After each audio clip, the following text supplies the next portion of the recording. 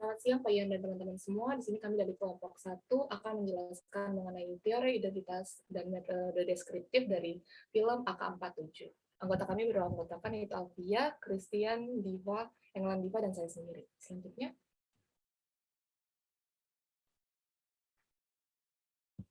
sebelumnya kami akan membahas mengenai teori identitas dahulu. Menurut Stuart Hall pada tahun 1994, identitas merupakan sesuatu yang bersifat imajiner atau diimajinasikan tentang keutuhan, di mana sebuah identitas muncul akibat adanya perasaan bimbang yang kemudian diisi oleh kekuatan dari luar dari setiap individu.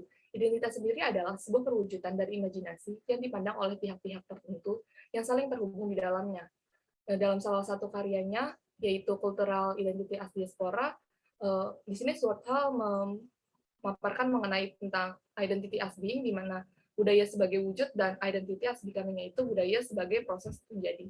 Dan dalam sinema sendiri, teori identitas ini berkaitan dengan apa yang ditampilkan dan ingin disampaikan dalam suatu film dengan pembentukan sudut pandang budaya dan dengan menampilkan fenomena-fenomena yang ada dan berkembang pada saat itu. Selanjutnya,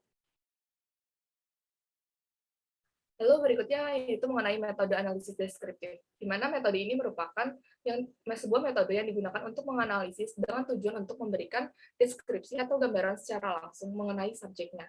Dan dalam sinema sendiri, metode deskriptif ini digunakan untuk mengkaji film dengan menampilkan gambaran, narasi, dialog, dan lainnya secara langsung untuk menyampaikan setiap adegan dengan pemaknaan dan pesan yang ada dalam film. Selanjutnya,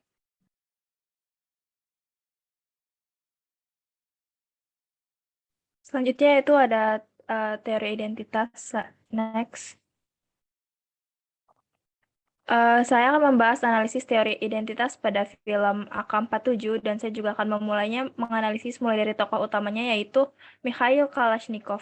Film ini menampilkan dan menyampaikan proses Mikhail Kalashnikov dalam membuat AK47. Dalam film diawali dengan pengenalan tokoh Mikhail Kalashnikov yang berada di medan perang. Dan Mikhail Kalashnikov terkena bom yang terjadi pada tank yang dikendarainya. Teman seperjuangan Kalashnikov pun berguguran dan Kalashnikov sendiri terluka parah di bagian tangannya. Akibatnya, Kalashnikov dipulangkan untuk dirawat di rumah sakit hingga sembuh. Setelah itu, Mikhail Kalashnikov ditempatkan bekerja di bengkel kereta api militer sebagai pekerjaan sementara sebelum akhirnya ia kembali ke medan perang. Selanjutnya, Mikhail Kalashnikov ini masa kecilnya sebagai anak petani dan ia tidak memiliki riwayat pendidikan di bidang akademik. Tetapi Kalashnikov ini memang dari kecil sudah mulai mengotak-atik berbagai peralatan, bahkan membuat senjatanya sendiri. Next. Mikhail Kalashnikov merenungkan tentang peperangan yang dilaluinya. Kalashnikov ini memikirkan tentang tentara Nazi Jerman yang tangguh karena Jerman mempunyai senjata yang bagus. Karena pada saat itu, Jerman memiliki senjata yang mampu bertahan pada cuaca dingin atau hujan. Oleh karena itu, ia berencana untuk membuat senjata yang lebih bagus untuk Uni Soviet. Kalashnikov Kalashnikov ini adalah orang yang sangat berpegang teguh pada pendiriannya dan ia juga tidak pantang menyerah untuk mengembangkan senjata pertamanya. Pada awalnya, ia meminta izin kepada kepala bengkel untuk membuat senjata, tetapi tidak direstui. Karena kegigihannya, ia terus membujuk hingga diizinkan, dan kemudian akhirnya dibantu oleh rekannya di bengkel dalam membuat senjatanya. Selanjutnya. Dan pencapaian senjata Kalashnikov ini terdengar oleh perwira menengah militer dan ia tertarik dengan senjata yang dibuat oleh Mikhail Kalashnikov. Ia tertarik untuk mengujinya karena senjata ini berhasil memukau dan sebagai imbalannya Kalashnikov dipindahkan ke tempat untuk membuat senjata yang lebih layak. Kalashnikov mengikuti kontes senjata api, tetapi karena keterbatasan pendidikan formalnya, ia tidak bisa mendesain dengan detail. Tapi karena semangatnya untuk membuat senjata, ia berjanji akan belajar sepenuh hati untuk membuat senjatanya menjadi lebih bagus. Dan pada akhirnya ia dibantu oleh Zetsev, yaitu rekannya yang paham akan teknik mesin dan persenjataan. Dan juga dibantu oleh Katya atau Ekaterina, yaitu seorang ahli matematika yang dipekerjakan untuk membantu menyempurnakan senjatanya. Tetapi setelah bekerja cukup lama, mereka berdua saling jatuh cinta, meskipun pada akhirnya mereka berdua menjalin hubungan tetapi mereka tidak melupakan tugas utamanya untuk membuat senjata. Selanjutnya, Selanjutnya akan dilanjutkan oleh Chris.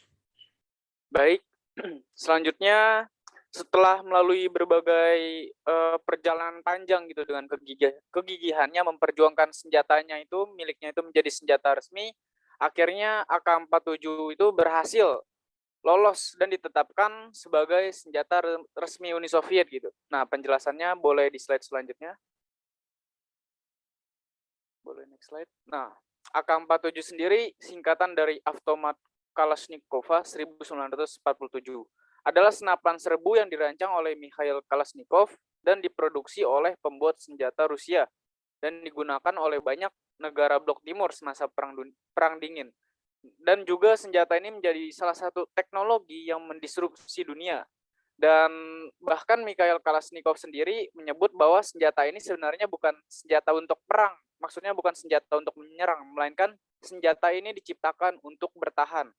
Nah, setelah itu, selepas memenangkan perlombaan, rancangan Kalashnikov lantas diwujudkan gitu menjadi purwarupa oleh sebuah pabrik di kota Kovrov pada 1947. Tahun yang kemudian diabadikan jadi nama senjata itu. Sejak saat itu juga AK-47 mulai diproduksi massal. Boleh slide selanjutnya. Nah, pada pertengahan 1950-an, Uni Soviet mengekspor rancangan AK-47 pada Cina dan Jerman Timur. Di akhir 1950-an, Uni Soviet semacam menjual belikan AK-47 lalu membagi resep membuat senjata itu pada negara-negara yang berideologi komunis. Kini tercatat ada 30 negara di dunia, terutama di Afrika, yang bisa memproduksi AK-47 yang lantas melahirkan 200 varian baru senjata itu. Dan tanggal 6 Juli kemarin 2018 adalah 71 tahun kelahiran AK-47. Sebuah senjata sederhana, tak elegan, namun berhasil gitu menjadi senjata api paling ikonik di dunia. Karena memang senjata ini bagi masyarakat Soviet disimbolkan sebagai senjata simbol ketakutan dan sekarang tersebar dan berkembang di seluruh dunia. Boleh selanjutnya. Dan ini hanya sedikit informasi aja sih dari kami yang kami sajikan mengenai bagian-bagian dari AK-47 dan boleh di slide selanjutnya akan dilanjutkan oleh partner saya. Baik, terima kasih. Berikut adalah analisis film AK-47 menggunakan metode deskriptif. Boleh selanjutnya. Seperti yang telah disebutkan sebelumnya, jadi metode deskriptif ini adalah suatu metode yang berusaha menggambarkan dan menginterpretasikan objek sebagaimana adanya dan dilakukan dengan tujuan untuk mendeskripsikan secara sistematis tentang fakta dan karakteristik objek atau subjek secara akurat dalam film. Dalam menganalisis film AK-47 dilakukan dengan cara yang pertama, yaitu analisis terhadap dialog antar pemain film untuk mendapatkan pemahaman yang mendalam mengenai nilai dalam film AK-47 seperti nilai moral, sosial, dan pendidikan. Yang kedua ialah mengidentifikasi bagaimana nilai disajikan dalam film dengan menonton dan mencocokkannya dengan skenario film. Yang terakhir adalah menampilkan kesimpulan. Setelah data ditampilkan dan diinterpretasikan, kemudian kita menarik kesimpulan. Jadi melalui metode deskriptif ini, pesan dari film AK-47 menawarkan gambaran singkat tentang bagaimana petani Rusia yang tidak berpendidikan saat pulih dari cedera yang diterima sebagai pengemudi tank selama Perang Dunia Kedua, terus menciptakan senjata api yang paling terkenal dalam sejarah. Selanjutnya. Untuk mengetahui panorama serta fenomena yang dikaji dalam film dan ditampilkan AK-47 secara kualitatif, kami sepakat untuk memakai metode deskriptif. Pada cuplikan adegan awal di samping, menunjukkan adanya peperangan yang dilatar belakangi ketika Uni Soviet sedang bertempur dengan Nazi Jerman. Gambar pertama menunjukkan kerjasama Nazi Jerman sedang mempersiapkan dan mengisi peluru senjata untuk menyerang tentara Soviet, yang mana pada gambar kedua terlihat kebakaran tank yang ditumpangi oleh tentara Uni Soviet mengalami tabrakan dengan tentara Nazi Jerman. Gambar ketiga adalah suasana terakhir peperangan Uni Soviet dan Nazi Jerman setelah bertempur yang digabung dengan gambar keempat Uni Soviet yang kembali ke markas negara. Kenyataannya peperangan Uni Soviet dan Nazi Jerman akibat musim dingin memang sangat pelik, menyebabkan kurangnya persiapan dari tentara Nazi Jerman seperti prospek senjata, pakaian, pola perjalanan, dan lain-lain. Selanjutnya akan dijelaskan oleh teman saya, Wendy, silahkan. Baik, terima kasih banyak Diva untuk penjelasan sebelumnya. Lalu juga ada adegan pertengahan yang tidak hanya disambut dengan peperangan dan pelatihan tembak-menembak, namun juga dibalut dengan kisah percintaan Kalashnikov dengan Katya yang pertama kali bertemu di markas persenjataan ketika sedang makan siang. Ekaterina yang berprofesi sebagai ahli matematika, Kalashnikov ingin meminta bantuan kepadanya untuk menggambarkan dan mendesainkan sebuah senjata. Hal ini jelas membuktikan bahwa panorama film yang disajikan di AK-47 tidak hanya menampilkan adegan dengan segi peperangan dan kegelapan, namun juga diiringi dengan kisah romantis Ekaterina dan Kalashnikov secara nyata. Lalu selain adegan hubungan percintaan, terdapat juga sebuah adegan yang menampilkan bagaimana masyarakat Uni Soviet pertama kali mendengarkan sebuah teriakan kemenangan. Hal ini membuktikan bahwa masyarakat pada saat itu berhasil mencetak sebuah sejarah baru yang menandakan kemenangan Uni Soviet dalam melawan peperangan Nazi Jerman. Bentuk kemeriahan dan keramaian bisa dilihat pada gambar berikut, seperti pasangan yang saling berciuman, saling berpelukan, menembak peluru senjata ke atas, dan sorakan yang berkumandang kemenangan.